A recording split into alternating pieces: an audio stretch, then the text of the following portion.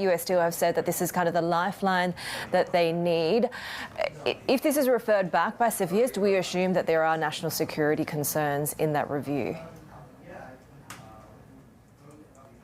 It's an open question what CFIUS is going to do, but it is, of course, a national security review. Now, the administration has been talking about sort of the role that steel plays in national security, but the reporting here is that, once this hits Biden's desk, that he plans on blocking it, as he has signaled so far. I should note that President-elect Trump goes further than Biden in his public statements. And President-elect Trump says, I'm absolutely going to kill this thing, absolutely, over and over he says it.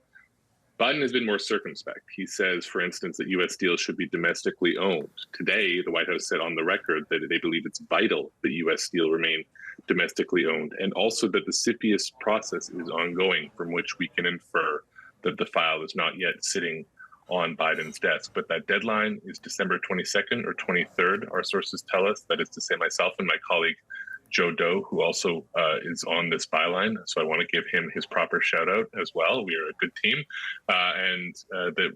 If it hits Biden's desk, he then has 15 days to make a decision on this. And the reporting is that the people familiar with this matter is that he has not changed his mind, that he intends on blocking this. He thinks that the sale of a steel company, one that I should note is based in Pennsylvania, his state of birth, to a foreign company, even one based in an allied country of Japan.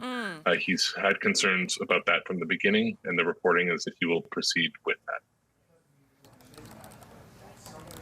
Could that be weighing on his mind, Josh? Because that's really interesting. You said it. I mean, this is a Japanese company. Japan is a huge ally of the United States. And why do this at the end of his presidency? Why not just let it run into Trump's term?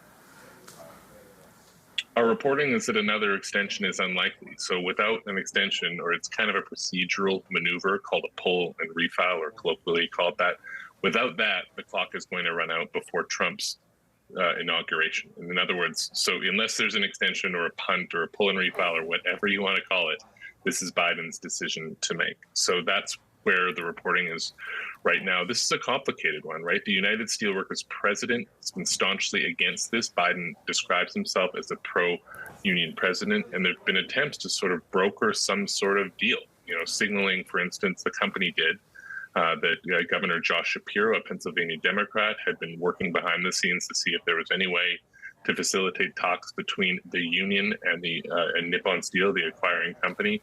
It doesn't look like those have gone anywhere. The president of the union telling Reuters this week that he still has concerns about that. So this is a closely watched one. CFIUS, the panel that's reviewing it, is almost always or very commonly used for Chinese transactions, transactions with adversarial nations or nations that are more of a threat, or that the U.S. at least perceives to be more of a threat. It's very unusual for deals with countries like Japan, allied countries like Japan, to attract as much attention as this one has.